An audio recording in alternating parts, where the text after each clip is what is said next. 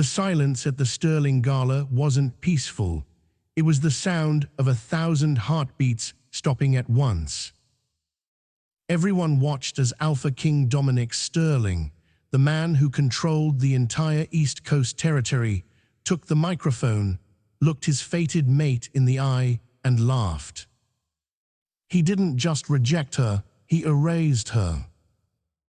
But history has a funny way of correcting mistakes. Because 5 minutes later, the ground didn't just shake, it shattered. And out of the dust walked a creature the world hadn't seen in 3,000 years. He didn't look at the king. He walked right past the crown, the power, and the army. And he knelt at the feet of the girl nobody wanted. This is the story of how a rejected healer brought the world to its knees. The invitation to the annual solstice gala at the Sterling estate was printed on heavy cream cardstock, embossed with gold leaf, that cost more than Seraphina Blackwood's rent for 6 months. It was a heavy thing, physically and metaphorically. For Sera, it felt less like an invitation and more like a summons to her own execution. The Sterling estate sat high on the cliffs, overlooking a churning grey ocean, a sprawling architecture of glass and steel that looked too modern for the ancient bloodlines it housed. It was the Hamptons of the wolf world, a place where the pack laws were discussed over flutes of vintage Dom Perignon, and where alliances were forged not in blood, but in mergers and acquisitions. Sera smoothed the fabric of her dress. It was a simple slip dress in emerald green, bought second-hand from a vintage shop in downtown Seattle. It fit her curves, but compared to the haute couture surrounding her, the Diors, the custom Versaces, the aggressive display of wealth, she felt invisible. "Chin up, Blackwood," a voice sneered. Sera didn't need to turn around to know it was Isabella Rossi. Isabella was the daughter of the beater of the Southern Territories, a woman whose beauty was weaponized. She wore red, a slash of crimson silk that left very little to the imagination, and she smelled of crushed roses and ambition. "Isabella," Sera nodded, keeping her voice neutral. As a healer in the pack infirmary, she had patched up Isabella's scratches after training enough times to know the woman had a mean right hook and a meaner spirit. "Tonight's the night," Isabella purred, stepping closer, her heels clicking sharply on the marble floor. "Dominic is finally going to announce the reorganization of the inner circle. Rumor has it he's looking for a queen who matches his ambition, not just his biology." Sera's stomach twisted. She and Dominic Sterling had been friends since childhood, long before he presented as the Alpha King. They had felt the mate bond snap into place 3 months ago during a private run in the woods. But Dominic had sworn her to secrecy. "The timing isn't right, Sera," he had said, his eyes pleading but his jaw set in that stubborn Sterling way. "The elders are pressuring me. I need to secure the Northern Alliance first. Let me handle the politics and then we'll tell the world." She had trusted him. She had waited. The ballroom was suffocating. 500 of the most powerful shifters in North America were packed into the space. The air was thick with pheromones, dominance, lust, aggression, and the metallic tang of magic. At 9:00 p.m. sharp, the lights dimmed. A spotlight cut through the darkness, illuminating the grand staircase. Dominic Sterling descended. He was breathtaking, in that cruel, devastating way that made breath catch in your throat. He wore a tuxedo that was tailored to within an inch of its life, highlighting the broad shoulders of a predator. His hair was slicked back, his jawline sharp enough to cut glass. He looked like a king. He looked like a stranger. He took the stage, the microphone gripped loosely in his hand.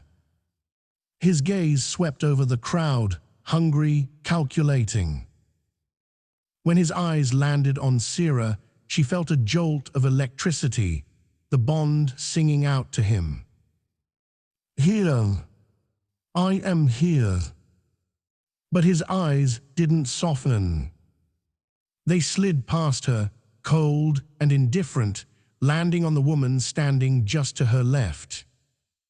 "Isabella." "Brothers and sisters," Dominic's voice boomed, amplified by the speakers, but carried by his alpha command. For generations, the Sterling line has prioritized destiny. We have bowed to the whims of the moon goddess, accepting mates based on biology alone. A murmur went through the crowd. This was bordering on blasphemy. "But we are at war," Dominic continued, his voice dropping to a serious, confidential register. "The rogues in the West are organizing. The vampire covens are encroaching on our borders. We cannot afford to be weak. We cannot afford a Luna who heals.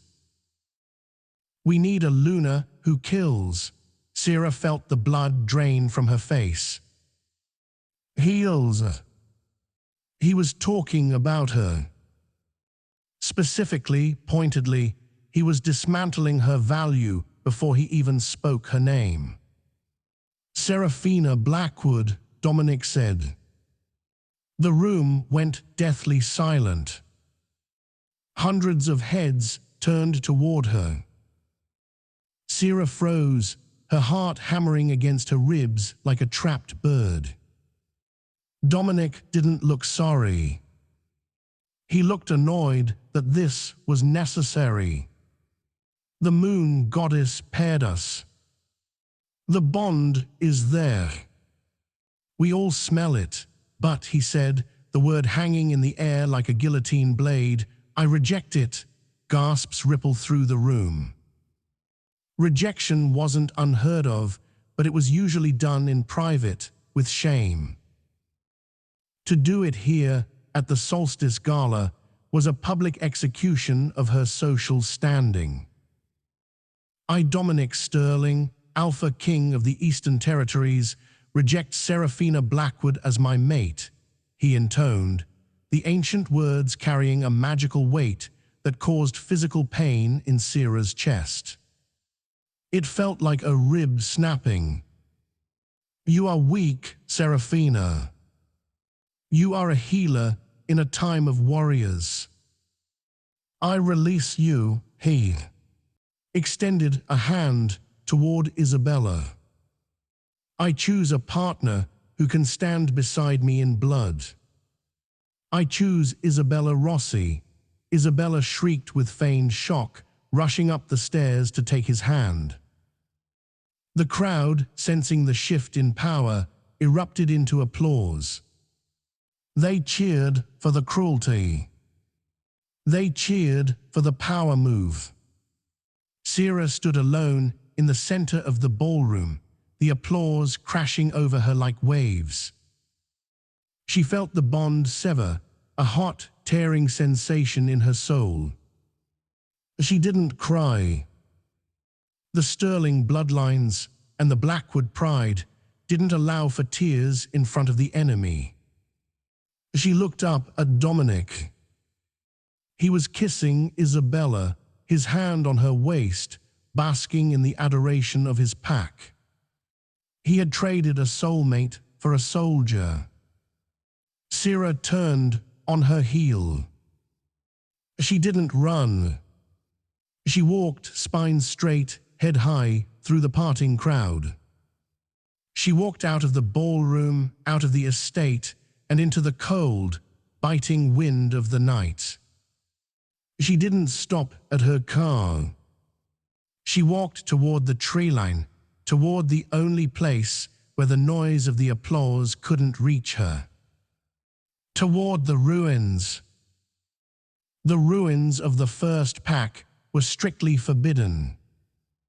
They lay 3 miles past the perimeter of the Sterling estate, a jagged scar on the earth where the original lichens had supposedly lived and died thousands of years ago. The area was fenced off with silver-threaded chain link and marked with danger, unstable terrain, signs, but every wolf knew the real reason. The energy there was wrong. It was heavy, ancient, and hostile to modern wolves. Sera didn't care. The pain in her chest was consuming her. The rejection sickness was setting in, a feverish chill that made her teeth chatter and her vision blur. She needed to be somewhere where Dominic's scent didn't linger. She slipped through a tear in the fence she had found years ago when gathering herbs. The forest here was different.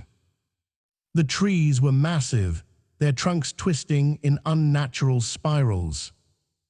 The air smelled of ozone and petrichor, not pine and dirt. She stumbled into a clearing dominated by a massive stone structure. It looked like a temple, half sunken into the earth, covered in moss that glowed faintly under the moonlight. In the center of the clearing stood a stone slab, cracked down the middle. Sera collapsed against the slab, her legs finally giving out. The cold stone seeped through her thin green dress, grounding her. She curled into a ball, finally letting the sob break free. It was a guttural, ugly sound. "Why?" she whispered to the empty forest. "Was I not enough?" She lay there for what felt like hours, the temperature dropping, her body trembling violently from the aftershocks of the severed bond. Then she heard it. The snap of a twig. Sera scrambled to her feet, wiping her eyes. The wind had shifted. She smelled expensive cologne and stale champagne. Dominic. He stepped into the clearing. Flanked by 2 of his enforcers, huge men named Kale and Sealers, not the ancient one, just a brute. Dominic looked out of place here in his tuxedo, his polished shoes sinking into the ancient loam. "I thought I'd find you moping," Dominic said, his voice devoid of the warmth she had known for 20 years. "Leave me alone, Dom," Sera rasped, clutching her chest. "You made your point. You have your queen." "I do," Dominic agreed, stepping closer. "But there's a loose end. You see, Sera, the pack is traditional. There are some factions, the elders mostly, who are grumbling. They think rejecting a fated mate brings bad luck. They think I should have kept you on the side." As a mistress, Sera stared at him, horror dawning. "You want me to be your whore?" Dominic shrugged. "I want you to be available. If the bond is still there, even faintly, it weakens me to have you running around unclaimed. I want you to submit. Formally. Accept the rejection and pledge loyalty to Isabella as your Luna." "Tonight, no," Sera said, her voice shaking but firm. "I will never bow to her. And I will never bow to you again. Dominic's eyes flashed amber, his wolf pushing to the surface. You don't have a choice, Seraphina. You are a healer. You have no claws. You have no family to protect you. You are nothing without me, he signaled to Kale and the other enforcer. Teach her some manners. Don't break anything permanent, but make sure she understands her place. The two men shifted. Their bones cracked and reshaped, fur sprouting, muzzles elongating. Two massive grey wolves stood where the men had been, growling low in their throats. They circled Sera, closing in. Sera backed up until her spine hit the stone slab of the ancient temple. She had no weapon. She couldn't shift. The rejection sickness had drained her energy. She closed her eyes, preparing for the pain. Moon goddess, she prayed silently. If you are real, help me. The ground beneath her feet gave a violent thud. It wasn't an earthquake. It was a heartbeat deep within the earth's. The two grey wolves froze, their ears flattening against their skulls. They whined, backing away. Dominic looked around, confused. What are you doing? Attack her, thud. The sound was louder this time. Dust fell from the stone arches of the temple. The moss on the stones flared with a blinding silver light. From the darkness of the ruined temple entrance, a shadow detached itself. It was massive. It moved with a fluidity that shouldn't be possible for something of that size. It stepped into the moonlight, and Sera stopped breathing. It was a wolf, but to call it a wolf was like calling a hurricane a breeze. It stood nearly 7 feet tall at the shoulder. Its fur was pitch black, darker than the night around them, seeming to absorb the light rather than reflect it. Its eyes were not the amber of a normal alpha, nor the blue of a beta. They were violet. Glowing, electric, ancient violet. The beast didn't growl. It didn't snarl. It simply exhaled, and the sound was like a wind tunnel. Dominic, the Alpha King, the most arrogant man on the East Coast, took a step back. His knees were shaking. What? What is that? He whispered, his voice cracking. The beast ignored Dominic completely. It ignored the two enforcers who were now cowering on their bellies, exposing their throats in absolute submission. The beast walked toward Sera. Every instinct in Sera's body told her to run, but her soul told her to stay. She stood frozen against the stone slab as the massive creature loomed over her. Its head was the size of her torso. It could snap her in half with a single bite. It lowered its massive head. The hot breath ruffled her hair. It smelled of snow, deep earth, and starlight. Slowly, deliberately, the ancient beast lowered its front body. It didn't just look at her. It bowed. It pressed its forehead gently against her stomach, right where the pain of the severed bond was radiating. A surge of power, cool and soothing, rushed into her, shattering the rejection sickness instantly. The silence in the clearing was absolute. No one spoke. No one dared to breathe. Then the bones of the beast began to crack. Not the wet, tearing sound of a normal shift, but a sound like tectonic plates shifting. The black fur receded, revealing skin that looked like polished marble. Standing before her, naked and unashamed, was a man. He was tall, towering over Dominic. His hair was long and black, his body covered in scars that looked like runes. He opened his eyes, still that piercing, glowing violet, and looked down at Sera. He didn't look at the king. He didn't look at the guards. He reached out a hand, his fingers long and calloused, and cupped Sera's cheek. "You called," he said, his voice sounding like gravel grinding together. "And I have awakened." He turned his head slowly to look at Dominic. The king of the East Coast was pale, sweat beading on his forehead. "You," the stranger said to Dominic, pointing a finger. "You are sitting in my chair." The stranger looked back at Sera. "I am Steelers, the first. And you, little healer, are the one I have been waiting 3,000 years to find." The silence in the clearing was heavy, pressing down on the lungs of everyone present like water.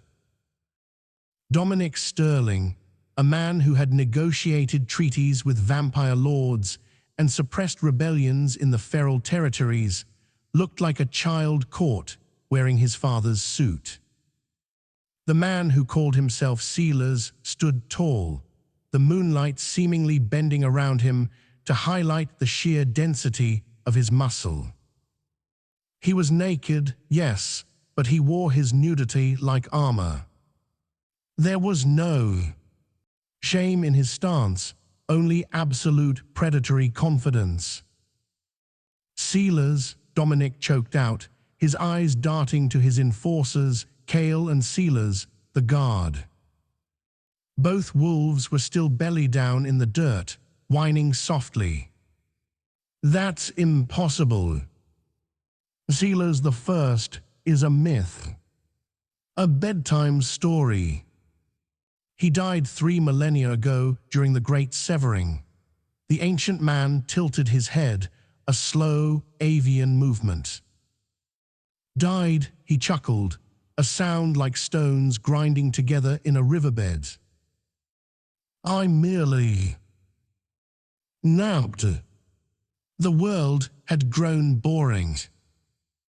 Men like you had begun to mistake bureaucracy for power. He took a step toward Dominic. The king flinched. "And you," Sealers said, his voice dropping an octave, vibrating in everyone's chest. "You have broken the first law." Dominic straightened his spine, trying to regain some semblance of authority. "I am the Alpha King of the Eastern Seaboard. My word is law here. I rejected a mate who was unfit. That is my right under the modern accords of 1994. Sealers stopped. He looked at Sera, who was still pressed against the cold stone slab, shivering not from fear, but from the overwhelming energy radiating off him. "Unfit," Sealers repeated, testing the word on his tongue. He looked at Sera's hands, calloused from grinding herbs, stained faintly with iodine and aloe. "She carries the scent of sage and mercy. She heals the broken. In my time, healers sat at the right hand of the God King. They were the only ones allowed to speak without permission. And you." Sealers turned back to Dominic, his violet eyes flaring. "You threw her away like garbage to mate with a politician's daughter. It was strategic," Dominic yelled, his temper fraying. "Isabella Rossi brings the Southern armies. Seraphina brings nothing. She is a nobody, Silas moved. It was faster than the eye could track. 1 second he was standing 5 feet away. The next, his hand was wrapped around Dominic's throat. He lifted the alphaking, a man weighing 220 pounds of muscle, into the air with one hand. Dominic clawed at the hand, his legs kicking helplessly. He tried to shift, to call upon his wolf, but nothing happened. The magic in his blood was stagnant, suppressed by the sheer presence of the ancient. "She is not a nobody," Silas whispered, leaning in close to Dominic's turning purple face. "She is the woman who woke me. My heart has not beaten for 3,000 years, boy." It beat for her. He dropped Dominic. The king hit the ground hard, gasping for air, clutching his bruised throat. Silas turned to the shivering enforcers. "Are you the one with the grey fur?" Shift, Kale, the larger guard, scrambled to obey. Bones cracked, and a moment later, a terrified man in shredded tactical gear stood there, eyes wide.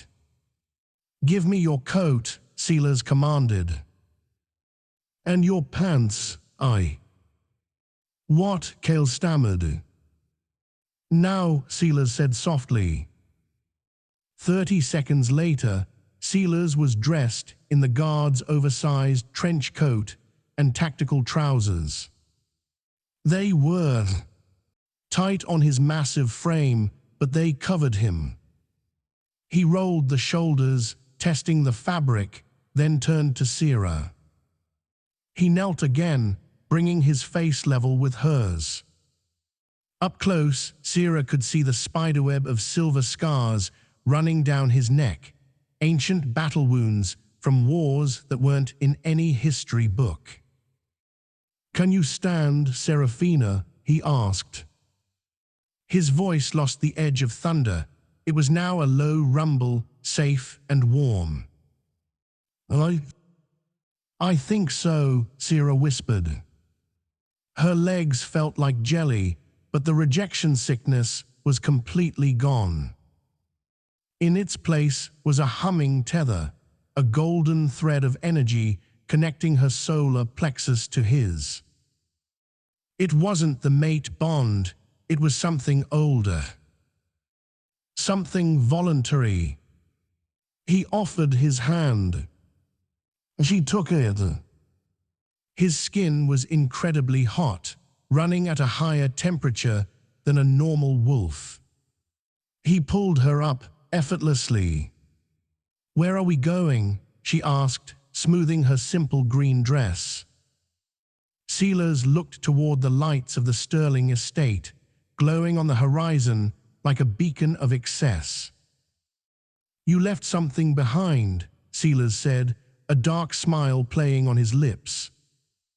"I didn't," Sera shook her head. "I have nothing there. You left your dignity," Silas corrected. "And we are going to go get it back. Also, I believe there is a party. And I haven't had a drink since the Bronze Age." He turned to Dominic, who was struggling to his feet. "Run along, little king," Silas said dismissively. "Go tell your guests that the history books were wrong. Tell them Silas Black Iron is awake. And tell them..." He paused, looking at Sera with a possessiveness that made her breath hitch. "Tell them I have claimed the healer." The Sterling Estate ballroom was vibrating with the kind of manic energy that comes after a public execution. The guests were drunk on champagne and gossip. The rejection of Seraphina Blackwood was the only topic of conversation. "Did you see her face?" whispered Cynthia Vance, the wife of a pack elder, as she sipped her martini. "Just walked out." No fight. Typical beta behavior. Dominic made the right choice. Her husband, Elder Conrad Vance, agreed, adjusting his silk tie. We need strength. Isabella has fire. Seraphina. She was sweet, but sweetness doesn't kill vampires. On the stage, Isabella Rossi was holding court. She was glowing, literally and figuratively, basking in her new status as the future Lunar Queen. She had the microphone again, recounting a highly embellished story of how she and Dominic had fought their feelings for years. It's about destiny, Isabella cooed to the crowd. Sometimes you have to break a few eggs to make an omelette. Or in this case, break a few weak links to build an empire. The crowd laughed politely. Then the massive double doors at the entrance of the ballroom, doors made of solid oak and reinforced steel, didn't just open. They exploded inward. The sound was like a cannon blast. Splinters of wood rained down on the waiters near the entrance. The music cut out instantly. 500 heads snapped toward the door. Dominic Sterling stood there disheveled, his tuxedo torn, a massive red handprint bruising his throat. He looked terrified. But the crowd didn't look at the king. They looked at the man walking past him. Silas strode into the ballroom with Seraphina on his arm. He wore the stolen, ill-fitting tactical gear, but he walked with the arrogance of a man wearing ermine and velvet. His hair was wild, his feet bare on the marble floor, but the air around him crackled with visible violet static. Sera kept her head up. Her hand was tucked into the crook of Silas's arm, and for the first time in her life, she didn't feel invisible. She felt like the eye of a storm. "Who is that hobo?" Isabella shrieked into the microphone, the feedback whining. "Security." "Get them out," 4 security guards rushed forward. These were elite shifters, trained to take down rogue bears. Silas didn't break stride. He simply waved his left hand, a lazy flick of the wrist. A wave of invisible force slammed into the guards, lifting them off their feet and pinning them against the far wall, 10 feet off the ground. They hung there, struggling against gravity, held by pure telekinetic will. The room erupted into screams. "Silence," Silas said. He didn't shout. He didn't use a microphone. He simply spoke, and the sound resonated in the bones of every wolf in the room. The alpha voice. But not the command of a king. This was the command of a god. Every knee in the room buckled. It was involuntary. The biological imperative to submit to a superior predator overrode their conscious will. Waiters dropped trays. Elders fell to the carpet. Even Isabella, standing on the stage, was forced down to one knee, her red dress spilling around her like a pool of blood. Only 2 people remained standing, Silas and the woman he was holding up, Seraphina. Silas walked Sera through the sea of kneeling elites. He walked her right up to the stage. He lifted her up the stairs, then turned to face the room. "You may rise," Silas granted. The room scrambled to stand, fear smelling sour and sharp in the air. Elder Conrad Vance, the oldest wolf in the room at 90 years old, pushed his way to the front. He was trembling, his eyes fixed on the rune scar on Silas's exposed chest. "The mark of the void," Conrad whispered, his face pale as milk. "It cannot be. You are the myths." "The world breaker, I am Silas," the ancient wolf confirmed. "And I see that in my absence you have forgotten the old ways." He walked over to Isabella, who was clutching the microphone stand like a lifeline. She looked small now. "Jeeba, you speak of strength," Silas said to her, his voice mocking. "You think strength is red silk and political alliances." He reached out and touched the diamond necklace around Isabella's neck. "This is glass to me." Then he turned to the crowd, pulling Sera forward. "This woman," Silas announced, his voice booming, "saved my life. Not today, but 3,000 years ago, her bloodline sang to mine. I went to sleep, waiting for a soul that matched the frequency of the stars. I woke up because I heard her heart breaking." He looked at Dominic, who was standing by the ruined doors, unable to enter his own party. "Dominic Sterling rejected her because she heals," Silas sneered. "He thinks healing is weakness." Silas grabbed a heavy silver candelabra from a nearby table. It was solid metal, thick as a wrist. With one hand, he crushed it into a ball of scrap metal, as if it were aluminium foil. He tossed the scrap to the floor with a clang. "Destruction is easy," Silas declared. "Any fool with a temper can break things.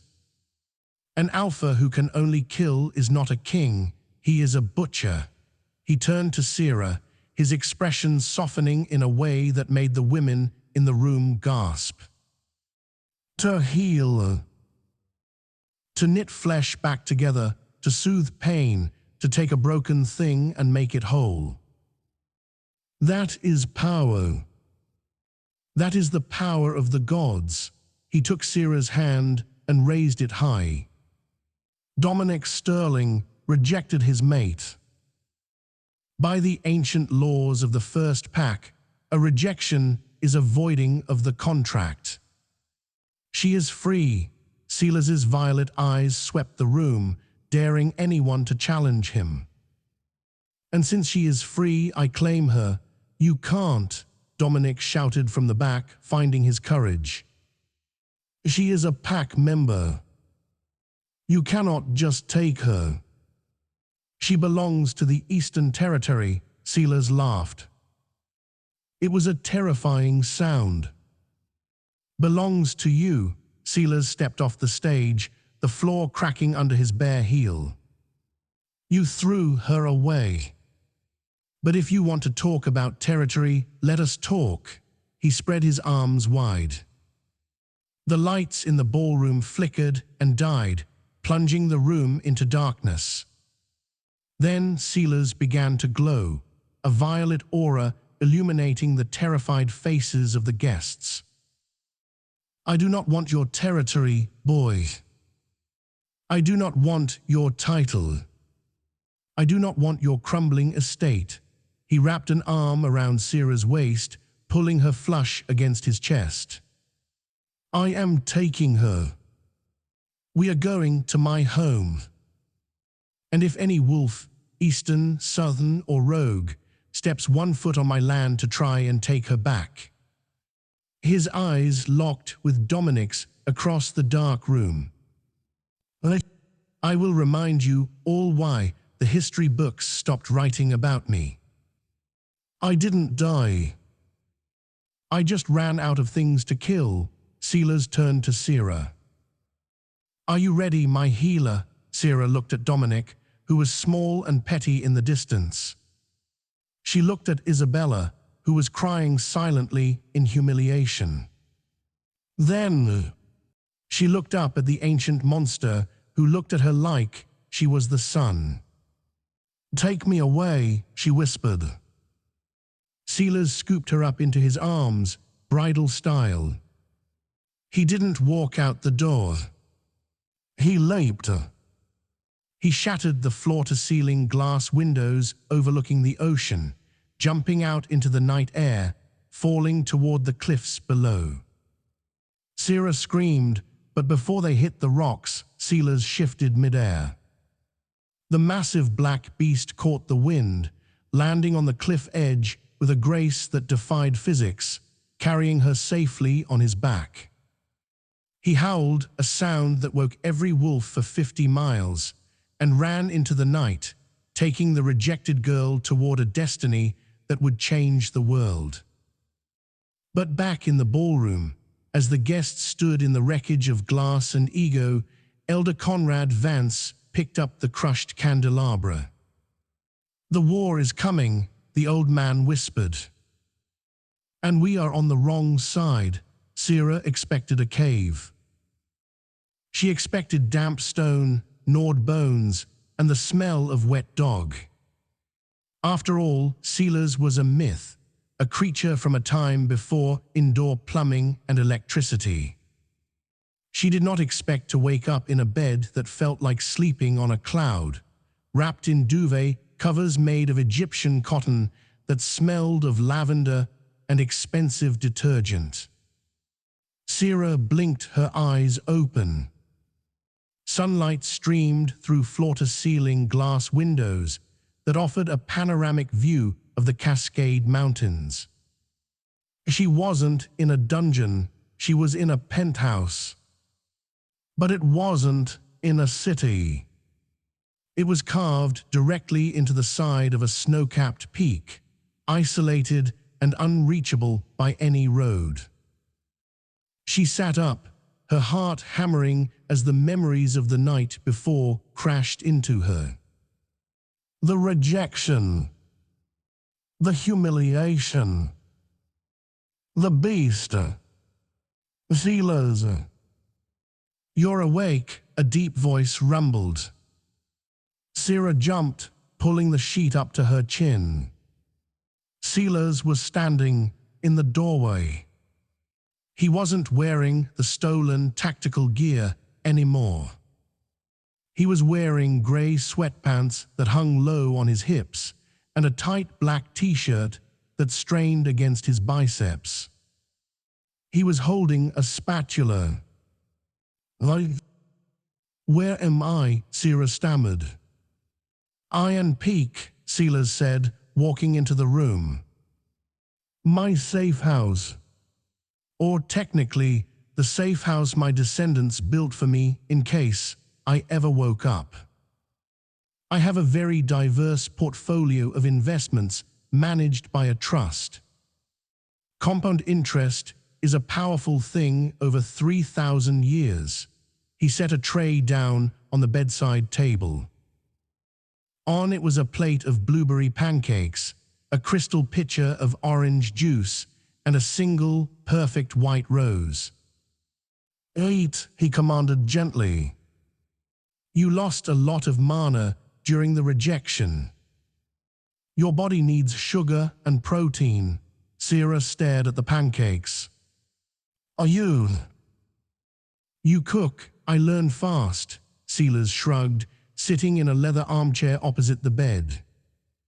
He watched her with an intensity that made her skin prickle. "I downloaded the internet directly into my neural cortex via a psychic link with the local cell tower while you slept. It took about 4 minutes. I now know how to cook, drive, and navigate the intricacies of your modern tax code. Though I admit I am still confused by TikTok," Sera laughed. It was a hysterical, bubbling sound that she couldn't stop. She covered her mouth, tears springing to her eyes. "I'm sorry. It's just. Yesterday I was the pack pariah, rejected by the king. Today I'm eating pancakes made by a mythical god of war in a secret mountain base. Silas didn't laugh. He leaned forward, his violet eyes darkening. You are not a pariah, Seraphina. You are the anchor. Sera put the fork down. What does that mean? You said I called you. But I didn't. I just cried. Thousands of wolves have cried in those ruins, Silas said softly. Dominic's father cried there when he lost his first war. Isabella's mother cried there when she lost her beauty pageant. I slept through them all. He stood up and walked to the window, looking out at the jagged peaks. I was created, Seraphina. I was not born. The first pack made me to be a weapon against the void. They filled me with so much power that I became unstable. I am nuclear. Without a grounding wire, I burn everything I touch. He turned back to her, his expression raw and vulnerable. I needed a mate who wasn't just strong. Strength is useless to me. I have enough strength to crack the moon. I needed a mate who was empty of ego. Someone who could absorb pain without breaking. Someone who valued healing over hurting. He walked to the side of the bed and knelt, taking her hand. He placed it on his chest. Under his shirt, Sera could feel his heart. It wasn't beating like a normal heart. It was thumping with a heavy, metallic rhythm, like a forge hammer. And beneath the skin, she saw black veins pulsing. I am dying, Sera, he whispered. The twist hit her like a physical blow. The magic that keeps me alive is corrosive. It eats me from the inside. Every time I use my power, like I did at the gala, it spreads. You're dying, Sera squeezed his hand. But you're immortal. Nothing is immortal, Silas said grimly. But your energy, it's calm.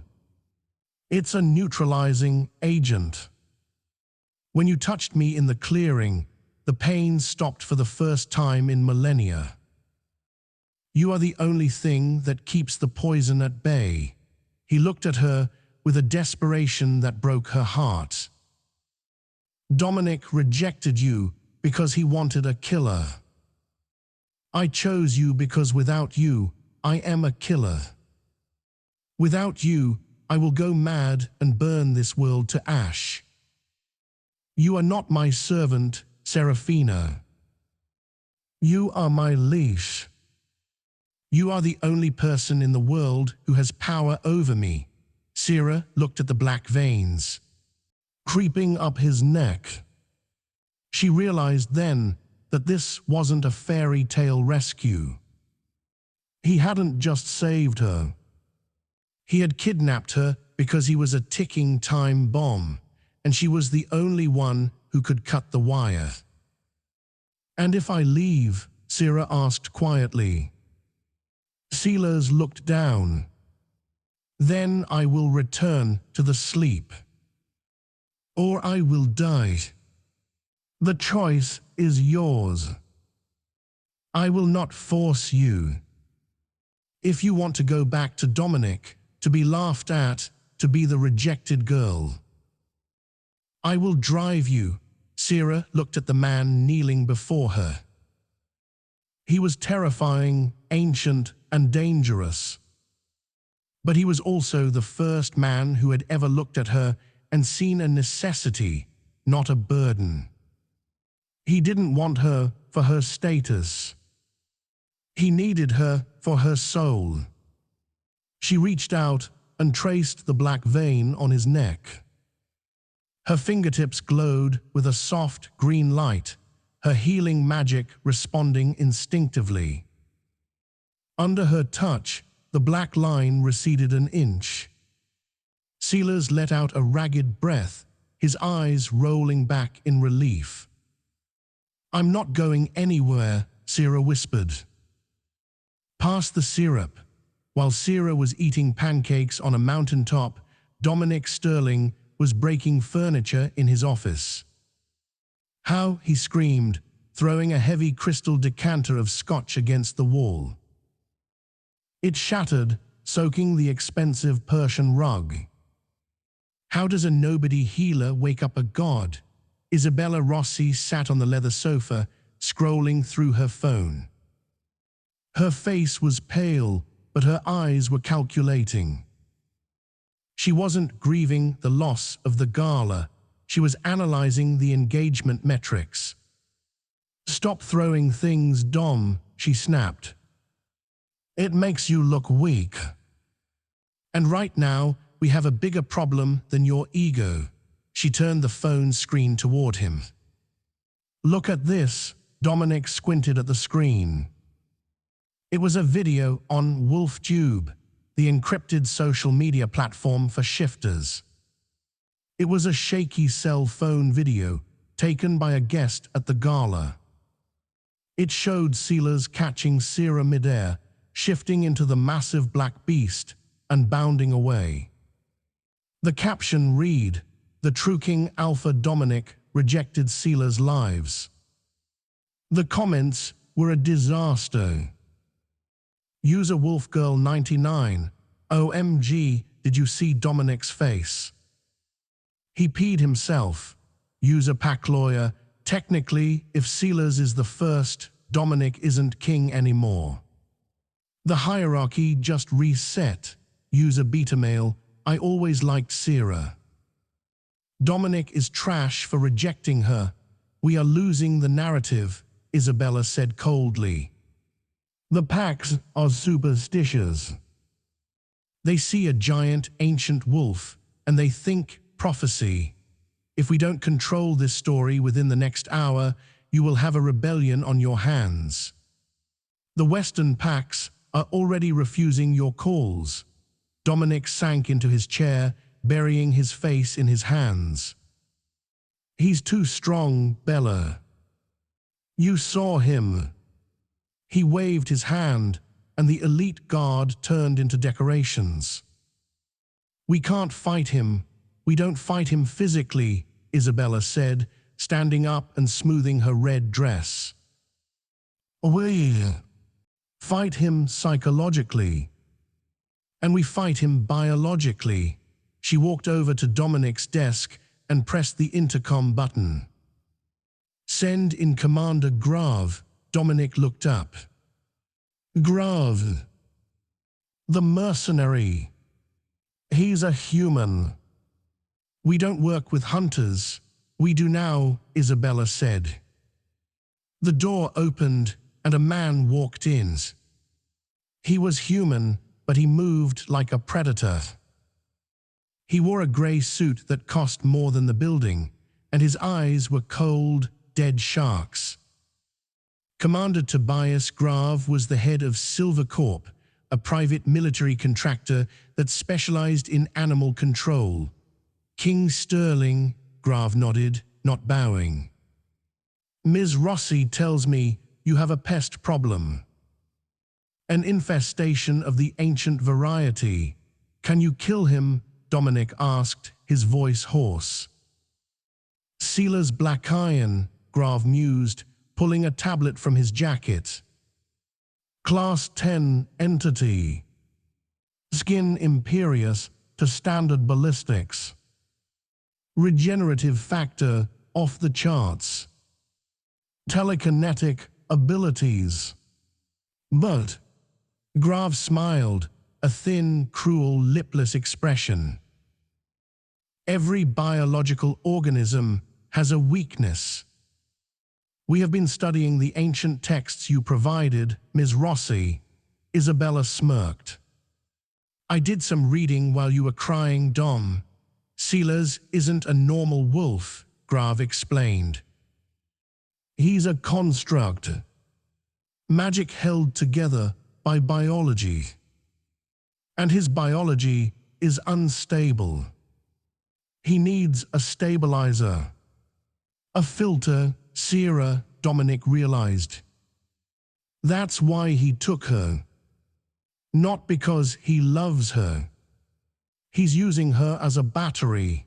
Exactly, Isabella said, spinning the narrative instantly. He didn't save her. He abducted her. He's a parasite and she's the host. If we frame it like that, we aren't the villains who rejected a girl. We are the heroes trying to save our beloved pack member from a monster who is draining her life force. Dominic sat up straighter. We paint him as a kidnapper. A predator preying on a vulnerable, rejected girl. And then, Grav added, we use the leverage. What leverage? Dominic asked. Sera has no family. No parents. No siblings. Everyone has someone, Isabella said. She tapped her manicured nail on a file on the desk. Sera volunteers at the pup sanctuary on Tuesdays. There's a kid there. An orphan. Toby.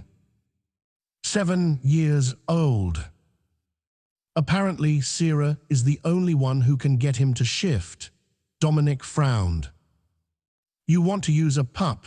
I want to win, Isabella hissed. Sealers has the power of a god. We need a hostage. We take the boy. We broadcast a message. Return Seraphina Blackwood or the boy dies. We force her to come back. And once she is away from him. Grav finished the sentence, pulling a small glass vial from his pocket.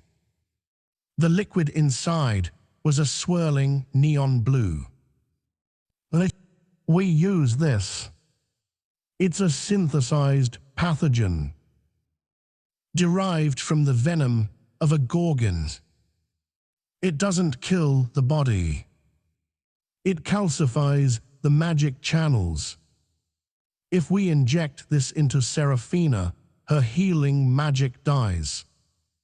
And without her magic to filter his toxicity, if Sealers burns out, Dominic whispered. He self-destructs. It's a tragedy, really, Isabella. Sighed, fake sympathy dripping from her voice. The poor ancient wolf went mad and had to be put down. And the brave alpha King Dominic saved the day. Isabella turned to Dominic, her eyes hard. Make the video, Dom. Cry if you can. Tell the world you want your friend back. Tell them the monster has taken her. Dominic straightened his tie. He looked at the camera crew setting up in the corner. He thought of Sera, of her kindness, of the way she had looked at him with love for 20 years. Then he thought of his crown. Lights, Dominic commanded. Action. The massive 85-inch television in Sealers' penthouse was muted, but the images screamed loud enough. On the screen, Dominic Sterling stood behind a podium, looking ragged and brave. A chyron scrolled across the bottom. Breaking news. Rogue entity KIDNAPS pack healer. King Dominic ISSUES ultimatum. But it was Dominic's face that made Seraphina drop her coffee mug. It was the image in the picture-in-picture box. A small boy, no older than 7, sat in a cage. He was crying, clutching a dirty stuffed rabbit. Toby, Sera whispered, her blood turning to ice. Sealers stepped up behind her, his body radiating a heat that was almost painful. Who is the child? He's an orphan, Sera's voice trembled. His parents died in a rogue attack last winter. I'm the only one he trusts. He's a latent shifter. He can't control his changes. I sing to him to help him calm down. On the screen, the camera zoomed in on Toby's tear-streaked face. Then Isabella Rossi appeared. She held up a timer. 24 hours, the graphic read. Return Seraphina Blackwood to the Sterling estate, or the boy is exiled to the rogue lands. Exiling a pup to the rogue lands was a death sentence. They are using a child as leverage, Silas said, his voice terrifyingly calm. The violet veins in his neck began to pulse, black ink spreading under his skin. The air in the penthouse grew heavy, the pressure dropping so fast Sera's ears popped. They are threatening my mate with the death of a child. Silas, calm down, Sera said, turning to him. She placed her hands on his chest, pushing her healing magic into him, trying to push back the corruption. If you lose control now, you'll burn the mountain down. I will burn them down, Silas growled, his eyes glowing like dying stars. I will go there. I will tear Dominic Sterling's head from his shoulders, and I will mount it on the gates of his estate. No, Sera shouted. That's what they want. Look at them, Silas. They have military contractors. Silver Corp. I see the uniforms. They know they can't beat you in a fair fight. They want you to attack in a rage so they can trap you. Silas paced the room, his claws extending and retracting, gouging deep grooves into the hardwood floor. So what do we do? Let the boy die. No, Sera said, a cold resolve settling over her features. She wasn't just a healer anymore. She was the anchor to a god. We give them exactly what they asked for.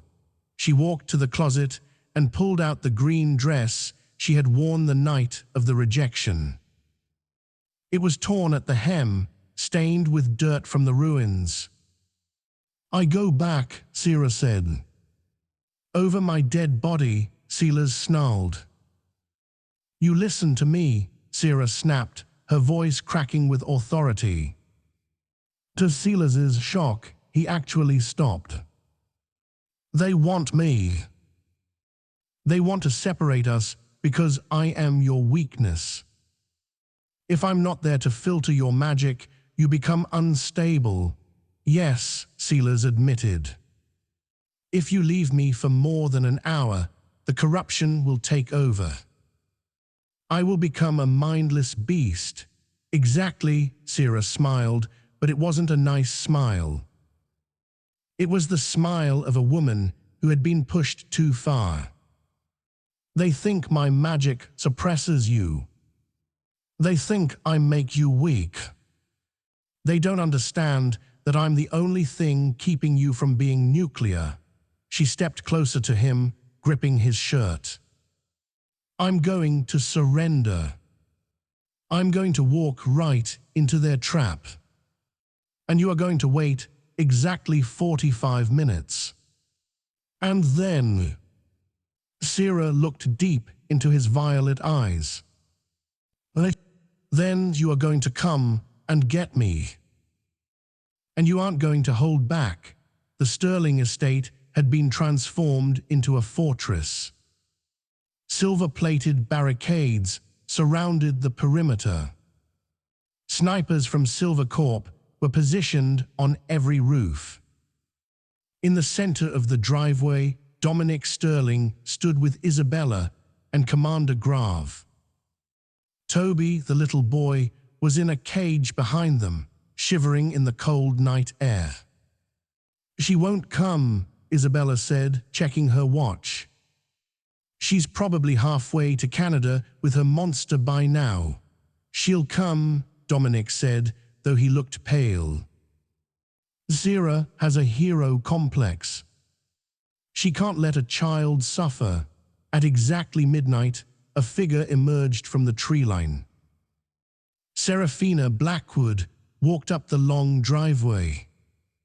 She wore her ruined green dress. She was barefoot. She looked small, fragile, and utterly defeated. "Let the boy go," Sera called out, stopping 10 yards from the barricade. "Secure her first," Commander Grave ordered. 2 mercenaries rushed forward, grabbing Sera's arms. She didn't fight. They dragged her toward the group. "Sera," Toby cried out from the cage. "It's okay, Toby," Sera said softly, her eyes locked on Dominic. "The king is just playing a game. Close your eyes and count to 1,000. Dominic stepped forward.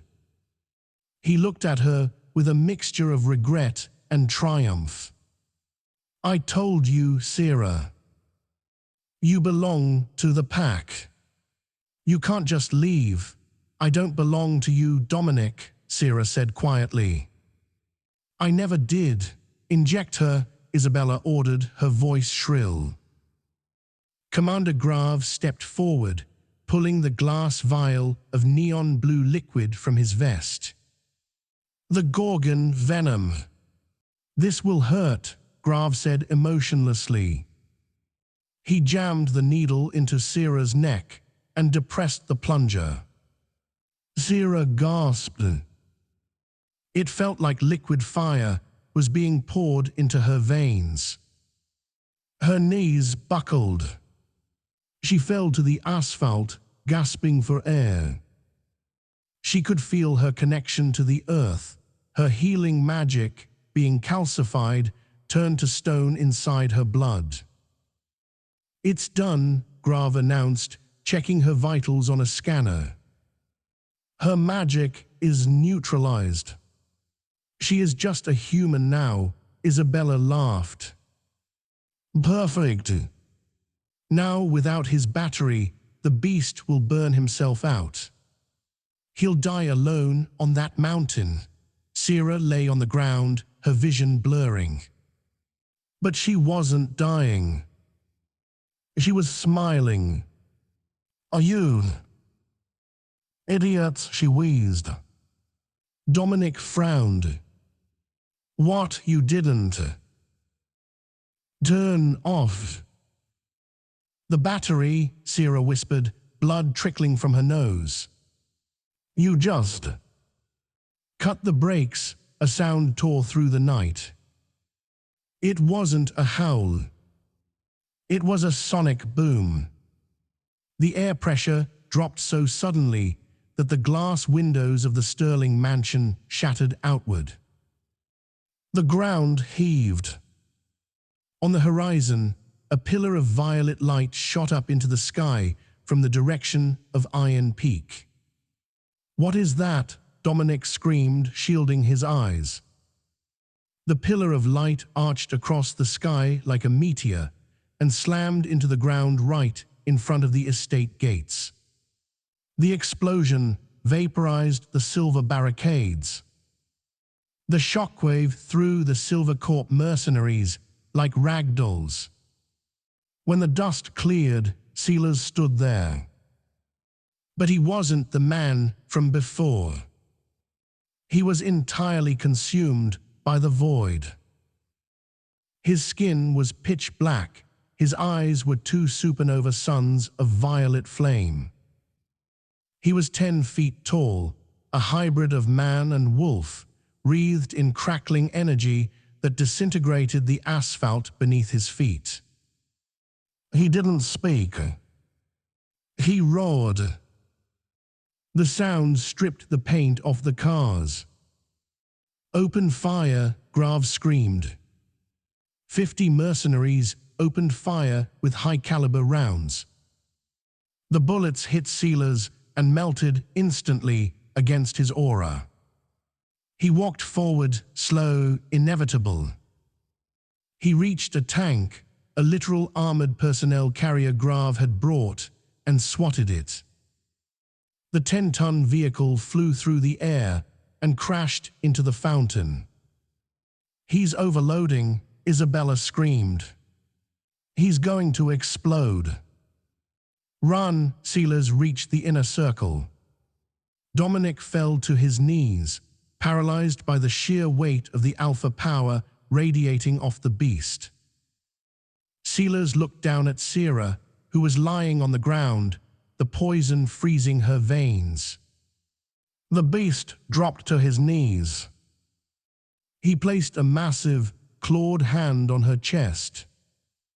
Normally, Sera filtered his power. She took the excess and grounded it.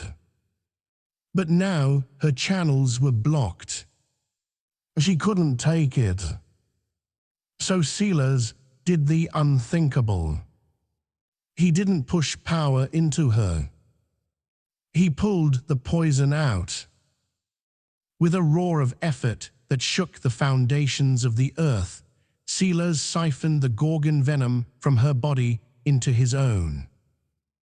The neon blue liquid mixed with his violet energy. It was too much. It should have killed him.